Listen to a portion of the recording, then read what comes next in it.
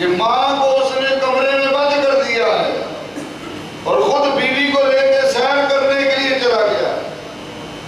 3 دن بعد اس ماں کی بیٹی کو دل میں یہ بات پیدا ہوئی کہ میں اپنی ماں کو تو مل کے آؤں. اللہ ماں بھوکی پیاسی کمرے کے اندر بند ہے اور وہ بغیرت بے شرم بے حیا اپنی بیوی کو لے کے سیر کرنے کے لیے. بغیرت کیوں کہا؟ بے شرم کیوں کہا؟ میں نے اس کو بے حیا کیوں کہا؟ اس لیے کہا کہ کمبخت آج اگر کوئی تجھے بوتل پلا دے، چائے کا کپ پلا دے، پانی کا گلاس پلا دے، کھانا کھلا دے، تو کہتا ہے جی میرا بڑا اچھا دوست ہے، میرا بڑا وفادار ہے. جب اس ماں نے تجھے جنم دیا، تجھے پیدا کیا اور تیرے پیشاب کے اوپر وہ خود سوتی تھی، تجھے خشک جگہ پہ لٹا دیا، آج تو نے اس کو یہ اجر دیا، یہ اجر دیا، تو نے اس کو کمرے میں بند کر دیا. کئی ایسے خبیث النفس ہوتے ہیں کہ پھر ماں کو مارتے ہیں، سلاخوں سے مارتے ہیں، زخمی کر دیتے ہیں. دیکھیں بیٹا بات یاد رکھو، ماں باپ سے بڑھ کے اور کوئی مخلص نہیں ہو سکتا. یا تو پیر کامل، پیر حق جو مرید کو جہنم سے نکال کر جنت میں داخل کرتا ہے، یا پھر وہ والدین جنہوں نے اس بچے کو جنم دیا. ماں باپ کبھی بھی اپنی اولاد کا برا نہیں سوچتے. اگر وقتی طور پہ وہ اسے مارتی بھی ہے، گالیاں دیتی ہے، مارتی ہے، سوٹیوں سے مارتی ہے، جیسے بھی ہے، ماں ہے، باپ ہے، لیکن وہ بچے کی بہتری کے لیے، بچے کی بہتری کے لیے اس طرح کرتے ہیں. عام طور پہ آج کل معاشرے میں کیا ہوتا ہے، اس طرح جو بچے بہت سارے 1 2 3 نہیں، میں کسی کا نام نہیں لے رہا چونکہ میرے پاس بڑے سارے والدین کے فون بھی آتے ہیں، معاملات بھی آتے ہیں، نظر سے بھی گزرتے ہیں. وہ بچے جو نظر ناراض ہو کے گھر سے چلے جاتے ہیں، وہ پھر کسی نہ کسی گینگ کے ہتھے چڑھ جاتے ہیں. کیا ہوتا ہے؟ کسی نہ کسی گینگ کے ہتھے چڑھ جاتے ہیں. پھر وہ اسے لالچ دیں گے پیسے کا یا کسی اور چیز کا، تو پھر اس کو نہیں پتا چلے گا. لیکن ممکن ہے کہ وہ گینگ اگر اس کے ہاتھ کوئی چیز دوسرے کو بھیج رہا ہے، اس میں کیا ہے کیا نہیں ہے اس کو نہیں پتا. اگر وہ ہیروئن کا پیکٹ ہوگا تو پھر غلطی ہے، کھول کے تو نہیں دیکھنا. یار جا یار پتر نے جا کے پڑھایا ہے، وہ پتر صاحب پڑھانے کے لیے گئے، راستے میں کوئی چھاپا پڑا، ناکا لگا ہوا تھا. پتر صاحب کو کوئی پتہ نہیں، اس کو یہی پتا کہ پتہ نہیں چینی کا پیکٹ ہے یا سرف کا پیکٹ ہے. راستے میں چھاپا پڑا، پتر صاحب پکڑے گئے. وہ تو عیش و عشرت کرتے رہے، جو گینگ تھا وہ تو مال کھاتا رہا، عیاشی کرتا رہا، اور وہ جو گھر سے بھاگا ہوا تھا وہ جیل کے اندر بند ہو گیا. جیل کے اندر ایسے بات ہے. اور اس طرح ہوتا ہے کہ پھر یہ جو گینگ ہوتا ہے یہ بڑے سیاسی لوگ ہوتے ہیں، دوسرے کے کندھے پہ رکھ کے چلاتے ہیں، دوسرے کے کندھے پہ رکھ کے چلاتے ہیں، اس کو پتہ نہیں چلتا. میرا ایک مرید شوکت رنگ والا اس کا نام ہے جی، سمجھدار بندہ ہے، بال بچے دار ہے، بچے اس کے جوان ہیں جی. بس جب حالات تنگ ہو بندے کے تو بندہ کوشش کرتا ہے یا سوچتا ہے یار کسی نہ کسی طریقے سے پیسہ تو میرے ہاتھ میں آئے نا، باقی بات میں دیکھی جائے گی. اس کو میں نے منع بھی کیا کہ میں نے کہا دیکھ تو رنگ ساز ہے، کپڑے رنگتا ہے، تیرے ہاتھ میں ہنر ہے، اپنے رب پہ توکل رکھ کے کوشش کر، محنت کر، اللہ تیرے رزق میں برکت پیدا فرمائے. کرتا رہا لیکن اس نے میری بات نہیں مانی. اسی طرح پھر یہ جو زمینوں کے چکروں میں لوگ پھرتے ہیں نا، ان میں اس گینگ نے اس کو جناب استعمال کیا کہ اس کا شناختی کارڈ لے کے ہر جگہ پہ اب اس کا شناختی کارڈ دیا جا رہا ہے. وہ لاکھوں روپے کسی زمین کا ایڈوانس لے کے وہ خود کھا گئے ہیں پروف کے طور پہ، اس کا شناختی کارڈ ہے. اب جب پکڑا گیا تو اب شوکت کو لبو جی شوکت کتنے گیا، وہ شوکت تو بیچارہ وہ تو ہینڈ ٹو ماؤتھ پہلے ہی تھا، اپنا ذریعہ معاش یا دن سے رات کا خرچہ پورا کرنا چاہتا تھا، لیکن اس گینگ نے اسے کس طرح استعمال. اب جناب شوکت صاحب بیوی بچوں سمیت یہ نصیحت کے طور پہ آپ کو بتا رہا ہے، یہاں سے سامان اٹھاؤ تو وہاں پہ سامان اٹھاؤ تو ادھر سے سامان اٹھاؤ تو ادھر. کتنا زندگی برباد ہو گئی، زندگی میں کتنی تکلیف آ گئی. عیش کون کر گیا؟ عیش وہ زمین کا ایڈوانس دے کے جو کھا گیا وہ عیش کر گیا.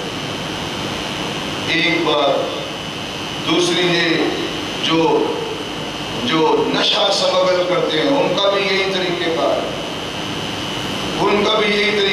ہے، پھر لمبے ہاتھ تو ان کے ہوتے ہیں. اس کا اینڈ کیا ہے؟ آخر کیا ہے؟ آخر جس بچے کو وہ نشہ لگا ہے، وہ ماں وہ باپ جس نے اس بچے کی پیدائش کے اوپر لڈو تقسیم کیے تھے، مٹھائی تقسیم کی تھی، جب وہ 16 سال کا ہو گیا 17 سال کا ہو گیا اس کو نشہ لگ گیا، وہ اپنے سے بھی مجبور ہو گیا. اب جب وہ ماں دیکھے گی اس بچے کو، باپ دیکھے گا اس بچے کو بے بسی اور بے یار و مددگاری کے حالت میں، تو کیا ان کی زبان سے دعا نکلے گی کہ بد دعا نکلے گی؟ وہ بد دعا وہ نشہ بیچنے والوں کی نسلیں برباد کر کیا کرتے ہیں؟ نسلیں برباد کر دیتی ہے وہ بد دعا. وہ نشہ بیچنے والوں نے جو پیسہ کمایا، بڑی بڑی گاڑیاں رکھی، لیکن مارا کون گیا، پکڑا کون گیا؟ وہ جو گھر سے بھاگا ہوگا. ایک نہیں دو نہیں کتنے واقعات ایسے میں آپ کو سنا سکتا ہوں، کتنے واقعات ایسے. میرے دوستوں بھائیوں، اپنے بچوں کو پیار اور محبت سے سمجھاؤ، مارنے کی ضرورت نہیں ہے. جب بچے اس طرح گھر سے بھاگ جاتے ہیں تو یہ جو گینگ ہے، یہ جو مافیا ہے، یہ جو لوگ اس طرح کے ہیں، وہ پھر انہیں مس یوز کرتے ہیں. ان سے اسلحہ سپلائی کروائیں گے، ان سے نشہ سپلائی کروائیں گے، اور معاذ اللہ کئی تو پھر اغوا برائے تاوان کے چکر میں پھنس جاتے ہیں.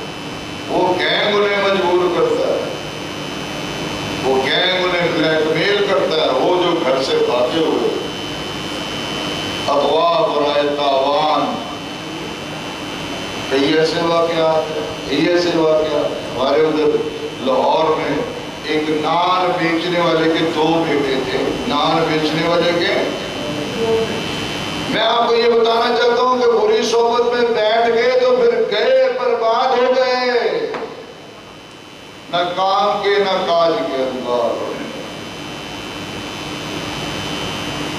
تو نان بیچنے والے کے بیٹے تھے، باپ ان کا شریف آدمی تھا.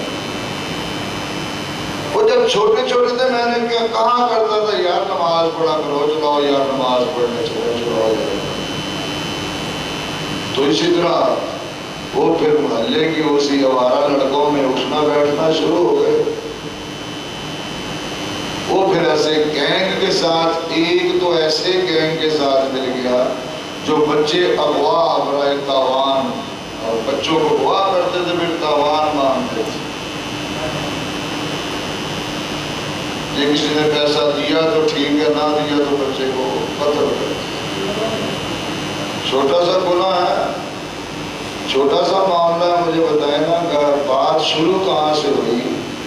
بات وہی اسی طرح آوارہ گرد دوستوں سے شروع، یہ جو گروپ کے گینگ کے لوگ ہیں، مافیا کے لوگ ہیں، وہاں سے شروع ہوئی۔ اسی طرح ایک مرتبہ کیا ہوا، انہوں نے بچے کو واہ کیا، کتنے کروڑ روپیہ مانگا، جگہ مقرر ہو گئی ہے، اس طرح کرتے ہیں۔ اس کے جس بچے کو واہ کیا تھا اس کے والدین جو کوئی آرمی میں کوئی فوجی افسر تھے، بس انہوں نے ٹھیک ہے چلو ابھی فلانی جگہ پہ آ جاؤ، اتنا پیسہ بھی اس کو دے دیا، لو پیسہ لے لو، گن لو بچہ کدھر۔ اس نے جناب اس بچے کو تھا وہ گولی مار دی، بہت قتل کر۔ ادھر سے وہ تو سارا فوج کے کنٹرول میں تھا، اس وقت پکڑ لیا انہوں نے۔ اللہ اکبر۔ پھر انہیں چھوڑنا تھوڑا تھا اس کو، پھر اسے جان سے ہی مارا، جان سے مار دیا۔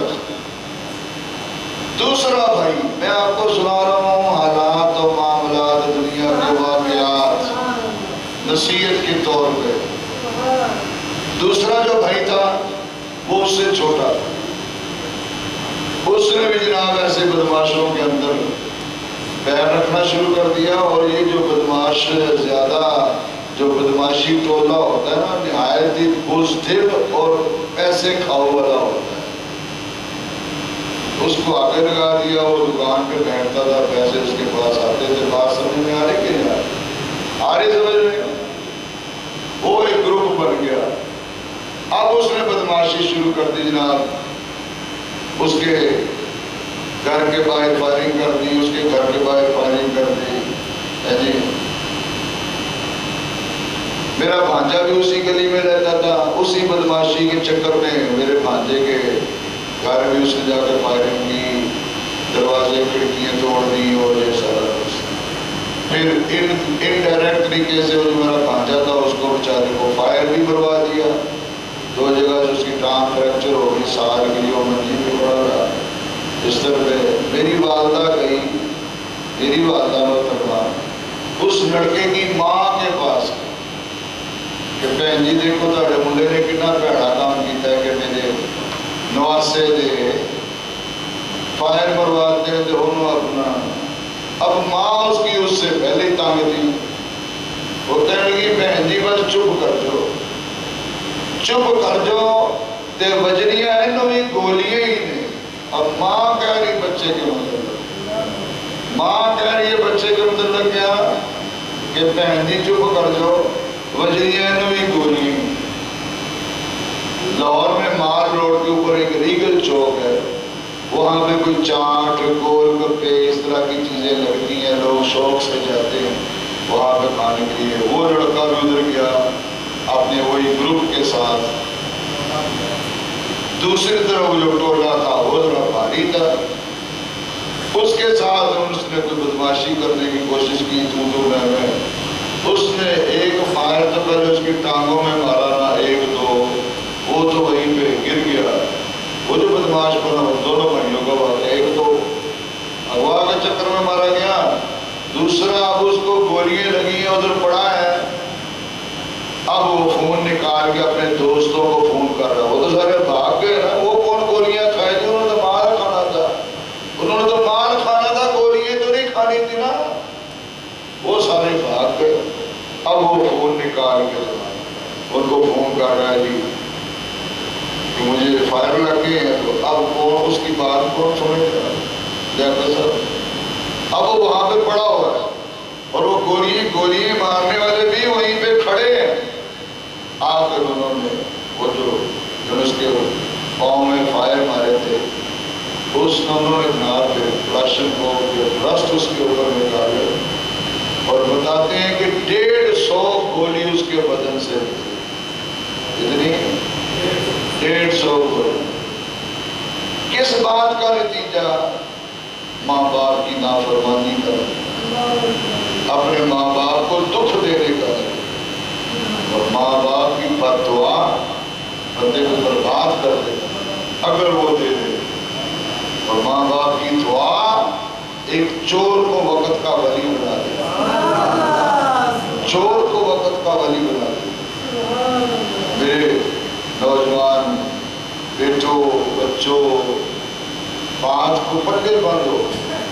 اللہ کریم نے ہمیں جو پیدا کیا ہے اپنی عبادت کے لیے پیدا کیا ہے. اب یہ چیزیں الحمدللہ، یہ 60 چیزیں ناچیز نے ایک جگہ پہ ترتیب دی ہیں. یہ ایسی چیزیں ہیں الحمدللہ جو وقت کے غوث اور وقت کے ولی ہیں. صحابہ کرام، خود نبی صلی اللہ تعالی علیہ وسلم یہ ساری چیزیں عطا فرمایا کرتے. کتنی بڑی چیز ہے، کتنی بڑی چیز ہے. وقت کا ولی، وقت کا غوث، وقت کا قطب، اور جناب صحابہ کرام رضوان اللہ علیہم اجمعین، اور خود نبی صلی اللہ علیہ وسلم یہ چیزیں ادا فرماتے تھے، عمل کرتے تھے. سبحان اللہ. آج لوگ اپنے بچوں کو سکول کی تعلیم تو دیتے ہیں، دینی تعلیم نہیں دیتے. دینی تعلیم نہیں دیتے. بس ہو گیا بچہ علی زبر آ با زبر با تا زبر دا سالہ رازہ کا چارہ با پڑھ کے تو جناب وہ گھر واپس آ گیا. اور دینی تعلیم کی طرف دھیان. رسول اللہ صلی اللہ علیہ وسلم نے ارشاد فرمایا کہ جب ایک طالب علم دین کی تعلیم حاصل کرنے کے لیے، علم حاصل کرنے کے لیے گھر سے نکلتا ہے تو اللہ تعالیٰ جل شانہ کے فرشتے اس کے قدموں کے نیچے پر بچھتے ہیں. کتنی بڑی عزت ہے، اس کے قدموں کے نیچے پر بچھتے ہیں. پھر اسی طرح نماز پڑھنے کے لیے آپ آئیں مسجد میں، گھر سے وضو کر کے آئیں تو رسول اللہ صلی اللہ تعالی علیہ وسلم نے ارشاد فرمایا قدم قدم پر حج اور عمرے کا ثواب ہے. گھر سے وضو کر کے آنا.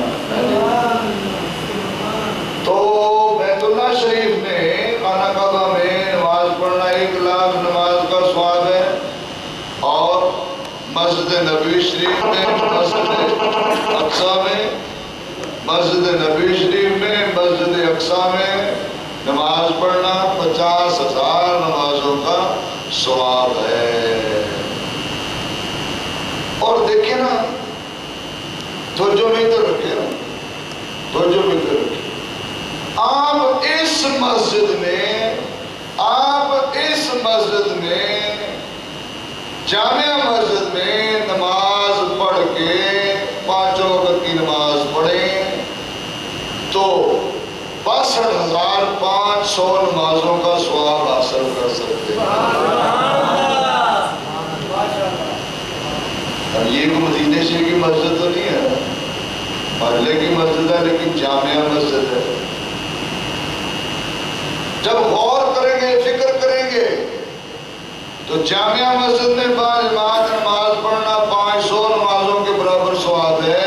وہی نماز امامہ شریف باندھ کر پڑھنا 12,500 نمازوں کے برابر ثواب. اور پھر 5 نمازوں کا کتنا ثواب ہو گیا؟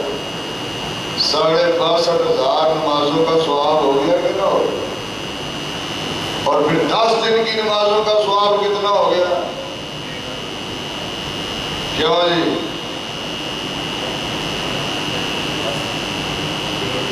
62,500 کو ضرب دیں 10 کے اپنا 10 دن کی نمازوں کے ساتھ 6,25,000 نمازوں کا ثواب. 6,25,000 نمازوں کا ثواب کتنے دن میں؟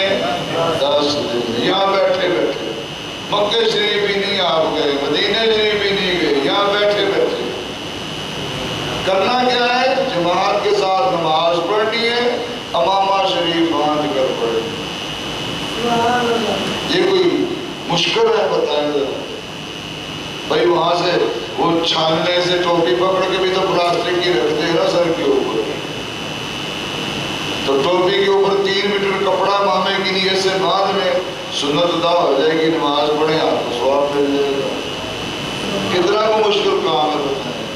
تو جو بندہ یہ کام بھی نہیں کر سکتا، یہ ہیرے جواہرات کو زمین سے چن بھی نہیں سکتا، کام چور اور کون ہو سکتا مجھے؟ سست، لیزی، کام چور، غافل، کبھی اللہ کا دوست یار کتنا کر موبائل پاپا کرتے تھے اللہ تو جب ادھر اچھا کبھی اللہ کا دوست نہیں. میرے دوستوں بھائیوں میں آپ کے پاس اس لیے آیا ہوں کہ اپنے آپ کو عمل کی راہ کے اوپر لے کے آؤ. اب مجھے بتاؤ باہر سے پان سگریٹ والی دکان ہے یا اور کوئی دکان ہے, ادھر اذان ہو رہی ہے, نوجوان باہر گپوں میں لگے ہوئے ہیں, یہ بتائیں یہ کیا اچھی بات؟ نماز با جماعت ہو گئی ہے, لڑکے وہ نوجوان اپنی باتوں میں لگے ہوئے ہیں, کیا یہ ثواب کا کام ہے یا گناہ کا کام ہے؟ اور صرف گپوں کی وجہ سے وہ اتنے بڑے ثواب سے محروم ہو گئے, اتنے بڑے ثواب سے محروم ہو گئے. اللہ اکبر. تو جب آپ یہ کام کریں گے, نماز جماعت سے پڑھیں گے, امامہ شریف سر پہ باندھیں گے, درود پاک کثرت سے پڑھیں گے, تو پھر کیا ہوگا؟ اللہ تعالیٰ آپ سے خوش ہو جائے گا, اللہ کے حبیب آپ سے خوش ہو جائیں گے اور آپ کو اپنا دیدار پاک عطا فرما دیں گے. یہ اصل چیز ہے. بندے کی تمنا ہو کہ یا اللہ مجھے اپنے حبیب کا دیدار پاک عطا فرما. اب اس کے لیے تو پھر کوشش اور محنت تو کرنی پڑے گی. اگر کوئی بندہ یہ کہے کہ زندگی میں سارا کام اللہ تعالیٰ کے حکم کے خلاف, اللہ کے حبیب کی سنت کے خلاف, عیسائیوں اور یہودیوں والا سارا کام, تو کہیں مجھے اللہ کے حبیب کا دیدار ہو جائے, یہ کیسے ہوگا؟ لیکن یہ دیدار پاک عطا ہونا اتنی بڑی نعمت ہے. رسول اللہ صلی اللہ علیہ وسلم نے ارشاد فرمایا جس کو ایمان کی حالت میں میرا دیدار ہو گیا اس پر جنت واجب ہو گئی, اور جس کو اس کا دیدار ہو گیا اس پر بھی جنت واجب ہو گئی. یہ رسول اللہ صلی اللہ علیہ وسلم. میرے دوستوں بھائیوں, طبیعت میری ساتھ نہیں دے رہی, لیکن یہی کہ جس طرح وہ بابا جی نے پہلے بتایا تھا, بابا جی نے یک زمانہ صحبت با اولیاء بہتر از 100 سالہ اطاعت بیریا.